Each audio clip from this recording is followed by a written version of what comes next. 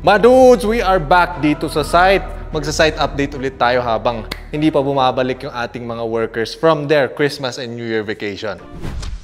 So itong part na to, hindi ko napakita dun sa ating last dream house update. Ito ang ating main kitchen, my dudes. So ayan, custom built-in cabinets itong gawa namin dito. Now, ang pagkakaiba ng custom cabinetry sa modular cabinetry ay yung modular kadalasan ginagawa off-site, saka siya dadalhin sa kitchen nyo as modules. As compared sa custom, dito na mismo, binild tas saka sinalpak na ganon. Alright, let us move on dun sa ating loft.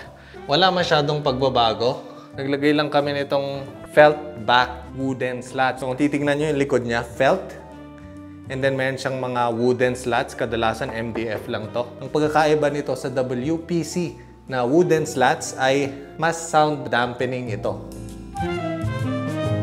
So from our loft room, meron tayong maluwang na balkonahe. But now that I think about it, I think terrace itong tinutungtungan ko ngayon kasi kadalasan ang mga balkonahe, wala siyang structure sa ilalim nito. Pero itong tinatayuan ko ngayon, merong rooms sa ilalim niya. So dito sa terrace natin, kino-contemplate ko, my dudes, kung lalagyan ko ba siya ng sampayan na waist height or a gym.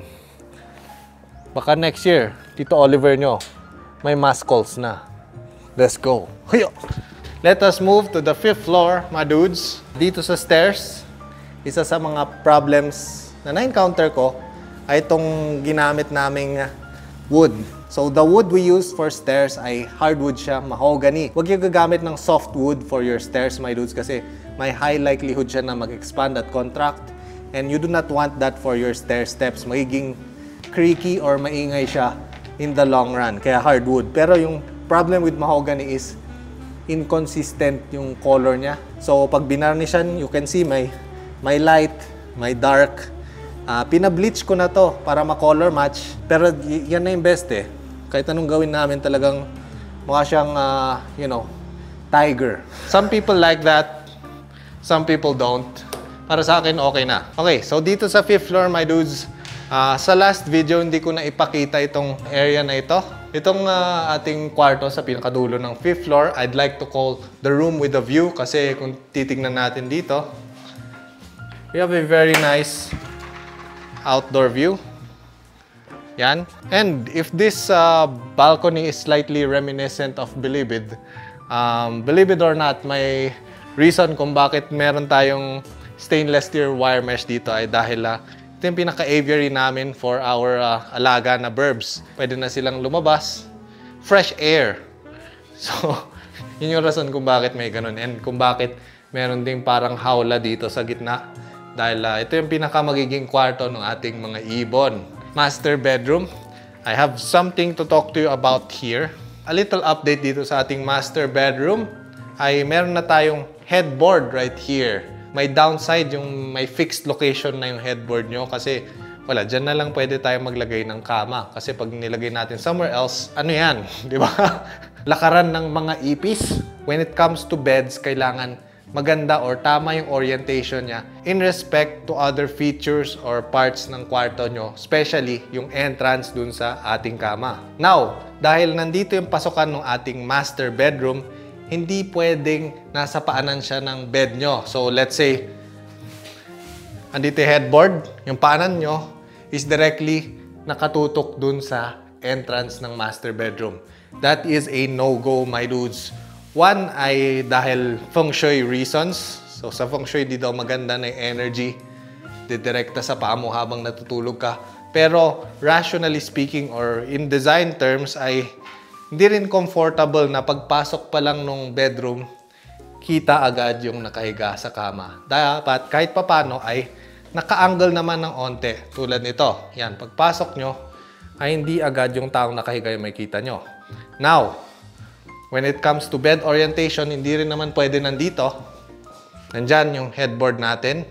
Dahil pagpasok ng tao ay hindi mo makikita pag nakahiga ka dito. Yun yung kita mo. So, dapat lagi yung orientation ng kama ay kita mo pa rin yung pumapasok sa kwarto, but at the same time, hindi direct na nasa paanan nyo yung pasukan or yung doorway. So, one of the things na hindi ko na-discuss last time dun sa ating walk-in cabinetry is Nakita nyo may lubog dito. Yan. So yan, lalagyan namin ng LED strip lighting. Now, this is one thing I discovered. Meron tayo yung rubber na ganito. Yan, so flexible siya. Dahil before ko na-discover to, yung ginagamit namin yung may aluminum siya na channel na ilulubog dyan. Tapos meron siyang plastic na takip. Yun nga lang, mas mahirap ikabit eh. So the way this rubber works ay meron siyang double diffuser. So may diffuser dyan sa baba, may diffuser sa taas. Para yung mga tuldok ng LED lights natin, hindi na siya kita. So, ididikit lang dito sa wood substrate natin yung LED. And then, saka nyo ipapatong ito. There you go. So easy, my dude. So, yeah. Rubber. But ngayon ko lang na-discover yan. From the master bedroom, dito na tayo sa ating loft, which maraming na-curious sa inyo, my dudes. Let us talk about how we did it. Yung pinaka-main na supports namin dito, my dudes, ay meron tayo nitong channel bars na 2x4 na when we say channel bars, para siyang letter C na ganun, yung section niya. So itong pinaka-secondary supports natin na to, meron tayong 1/4 inch by 2 inch na angle bars. Now when it comes to angle bars, pag-order kayo ay yung measurement na kinukuha dyan yung kapal, which is 1/4 inch, and then yung taba niya, which is 2 inches. Kasi both naman nitong dimensions niya, ito, tsaka ito, 2 inches na yun. So, hindi nyo na i-specify na 2x2 by 1/4. 2 by 1/4 or 1/4 by 2 na lang kadalasan yung sinespecify for that. So, meron tayong 1/4 by 2 and then meron tayong 3/16 by 1/1/2. One thing I would have wished, my dudes, ay sana imbis na channel bar yung ginamit namin dito, I would have liked to have used yung mga wide flanges or parang I-beam or H-beam. One supplier of wide flanges ay ang TKL Steel.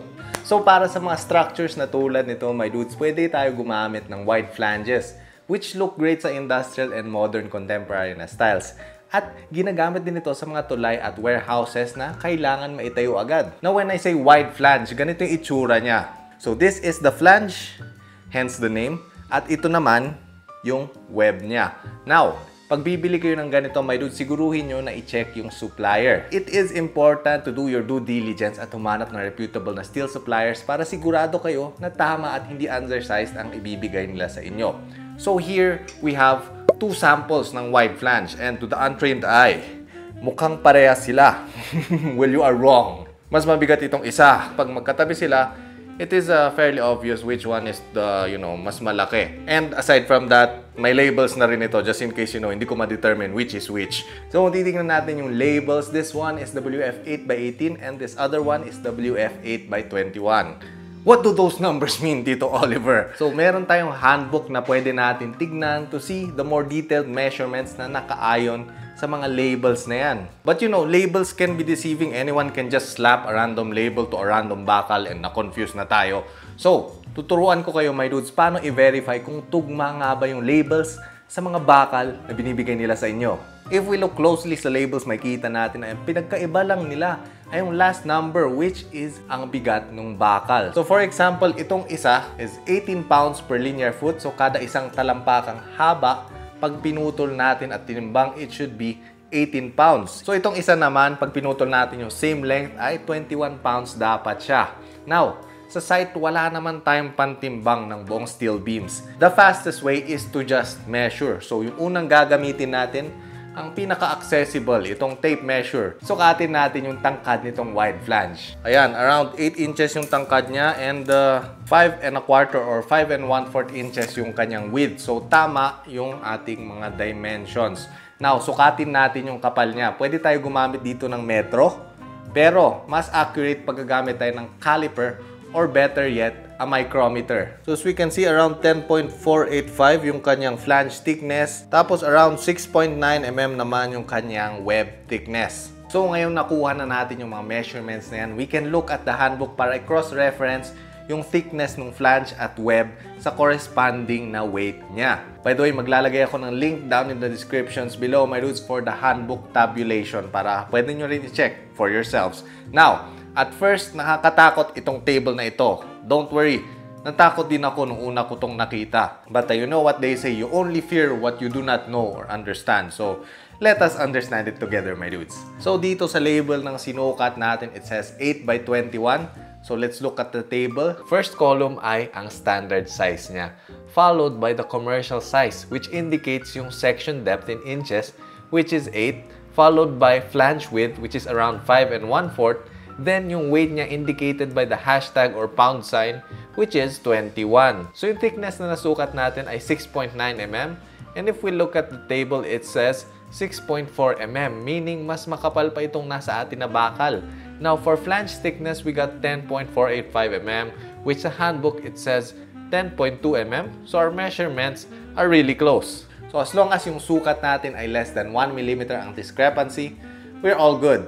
Now, pag mas malaki sa 1 mm ang pinagkaiba sa sukat, pwede natin tignan sa handbook yung next na pound equivalent. Now, some might say, maliit lang ang 1 mm na difference sa thickness. Pero nagkakamali sila. Malaking bagay ito kasi yung 1 mm difference na ito, papalo na ito sa susunod na bigat ng timbang. Kaya maging mabusisi tayo, my dudes. Sukatin ang actual na thickness ng web at flange at ikumpara natin sa product handbook. Every millimeter matters. Now, maraming reputable steel companies out there, my dudes. One of which na nakita ko ay ang TKL Steel Corporation, which is an importer at distributor ng quality steel products na halos 40 years na sila sa steel business. Wala pa ako sa world.